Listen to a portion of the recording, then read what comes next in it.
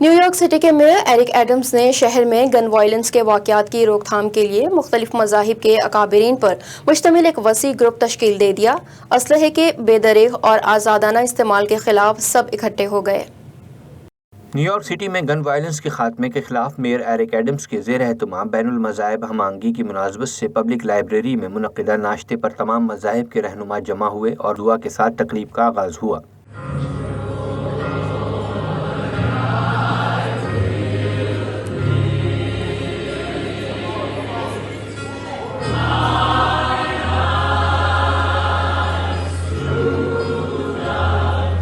Mayor نے 272 مذہبی رہنماؤں پر مشتمل ایک وسیع گروپ متعارف کروایا ہے جو گن وائلنس کے تدارک کے لیے شہری انتظامیہ کے ساتھ مل کر کام کرے گا۔ اس تقریب میں مسلمان، یہودی، عیسائی، ہندو، سکھ اور دیگر مذاہب کی کمیونٹی کے افراد کی بھی کثیر تعداد شریک تھی۔ اس موقع پر مختلف مذاہب کے اکابرین نے اپنے اپنے عقیدے کے مطابق دعائیں کروائیں۔ آپ کرپا کرو جی، آج سارا نیویارک سارے فیتھ لیڈرز کٹھے ہوئے ہیں، ساڈے ساریاں پر ترس کرو، سانو ساریاں نو نام دیاں عیسیاں بخشو۔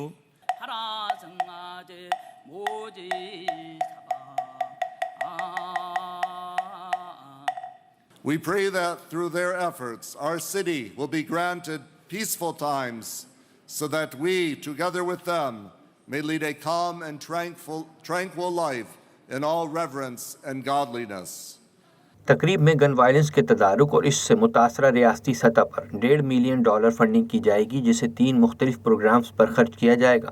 اس موقع پر شرکاء سے خطاب میں میئر ایرک ایڈمز کا کہنا تھا کہ شہریوں کی حفاظت ہماری اولین ترجیحات میں شامل ہے۔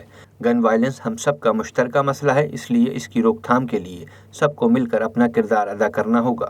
Doesn't matter the language, it doesn't matter your origin, it doesn't matter where you are from.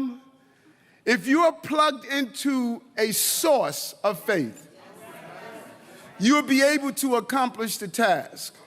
شہری انتظامیہ کے مطابق $1.5 ملین کی فنڈنگ سے گن وائلنس سے متاثرہ شخص یا اس کی فیملی کی مدد کی جائے گی۔